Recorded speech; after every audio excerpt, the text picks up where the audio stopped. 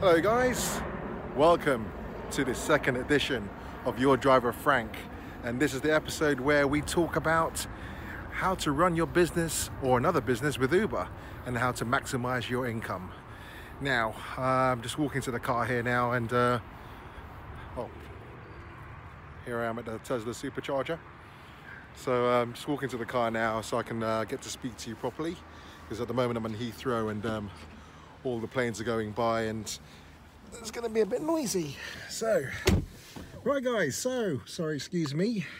Let's position this there. Right, so how's everyone going? I hope you found the first episode useful in relation to starting to run your own business alongside Uber.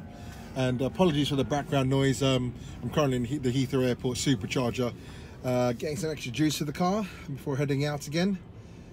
But yeah, so basically this is another quick video to top up on what I'd mentioned on the first video. So the first video was about obviously creating your own customer. If you're working for Uber and converting those customers into your own customers, setting up some business cards with your name and email address on them, creating a partnership with your local cab office to see if they can arrange the bookings for you, because let's face it, without a booking it's illegal to take passengers, and also invalidates your insurance. So it's in your best interests that if you are going to go down that route, you either have your customer book you on the app, on the Uber app, or you have them book you in advance and you put it through your operator as a booking. And obviously, like I said, they could charge you anywhere between 10, 15 to I think about 18% would be the maximum. And there are some out there that will charge 20%, but that's it's far between. You won't get that many. So okay, so now on this second episode, we're going to discuss the fact that if you want to create your own business, the way to go about it also would be to create a website. Now, I personally don't have a website. However, I am heavily on Instagram and Facebook. Now, I'm going to talk you through all this, not a problem, but social media is the place you want to be if you want to promote your driving business. Definitely, do some paid ads. Again, I'm going to show you all this in a later episode. Building a website so that your customers can see that, you're serious. You're not just a driver handing out business cards. You got a Facebook presence, you got an Instagram presence, and you've got a website. And remember that Instagram and Facebook are free. There's no cost to that, and you can keep posting there. People will find you even if you're not running any paid ads. But I would recommend paid ads. But if you keep posting content on there, adding hashtags and so forth, so people will find you. And without me even trying, I get leads come through, at least 2 to 3 leads without me trying. That's 2 to 3 leads without me trying. Customers wanting me to drive them for private work, either that'd be an airport run or a day hire, and that's cash money, So, a Facebook page and an Instagram page. I will show you all how to do all this and what it would look like when I'm sat at home at my office, just to give you a glimpse, on how you can go about it as well. I'm currently in the process of building my website, and my website will have various things. It's not just going to be focused on being a personal driver, but because I have other things as well to incorporate in there. And it's all about creating a passive residual income, basically. So that's coming soon, and I should hope to have that launched in the next few weeks. Hopefully by my third video. But eventually, what my goal, what I want to do with myself, that is that I want to try and slowly ease out of having to grind and trade time for money every day.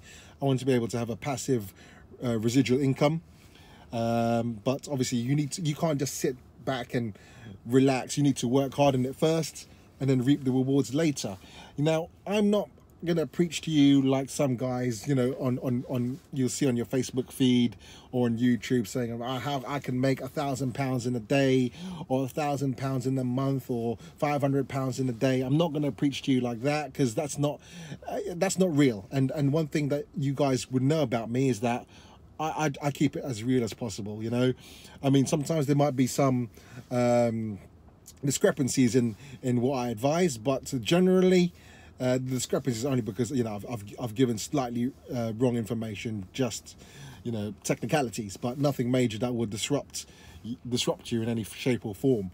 But yeah, I genuinely want to help you guys. I want to see you guys start your own thing. I mean, with the likes of all these new app-based rideshare companies joining in, like Hop and Ola, Taxify is Hop, MyWhip, you know, there's others that are coming into the arena. And you know, when I look at these things, you know, I get worried for the market, because I think to myself, hold on a minute, there's way too many. There's going to be price wars, you know, and you know, even customers. I mean, it's great to have so many choices, but at the same time, which do you choose? Which one is better? Okay, but hold on a minute. I know this driver. He's driven me before, and he's been so reliable. Why would I want to go to a driver from Uber, or a driver from Hop, or a driver from Viavan? Why would I want to go to some random driver who I don't know who I'm going to get, when I can call this driver on tap as and when I need him? You know, that's the position you want to be in, you know. And guys, don't feel daunted by this whole, I need to go off, you're not going to be all on my own. You're not going to be on your own. You know, you'll have me here to support you. And in the next few episodes, you'll see exactly what I'm talking about as to how to help your business further. You know, the business cards, the social media websites, your websites, you know, these are all factors that will gel in together in one form, in one platform. And I'm going to help you, I'm going to show you and help you make the most of that, and how to basically genuinely run your own business without an operator's license. Now, as soon as you got a bit of money together, by all means, you can invest in an operator's license. You know, because that's what I would recommend at the end. If you're starting to scale up your business, eventually you are going to need an operator's license. You're not going to want to keep paying an operator or using Uber as a platform. You want to have your own operator's license so you can properly build your customer base around your area. Now, ideally, I mean, London's a tricky one, but you know, if you can focus, say for example, you can focus mainly in the Stratford area, or mainly focus around the Ealing area. Okay, so east and west. You know, if you focus on those specific areas where obviously you live around that area, therefore the people you want to target are the locals, the local people who are traveling. You know, whether they're going on holiday or business trips, you want to be targeting them, you know. So if you are picking someone up in your local area, have a chat with them, give them your business cards, invite them to your social media platforms, whether it be Facebook, Instagram, or Twitter, you know, or even LinkedIn. You know, it's good to have a LinkedIn profile. You know, don't be afraid that obviously if you don't have that many credentials behind you, for example, like, oh, graduated in this or work for this blue chip company, don't worry.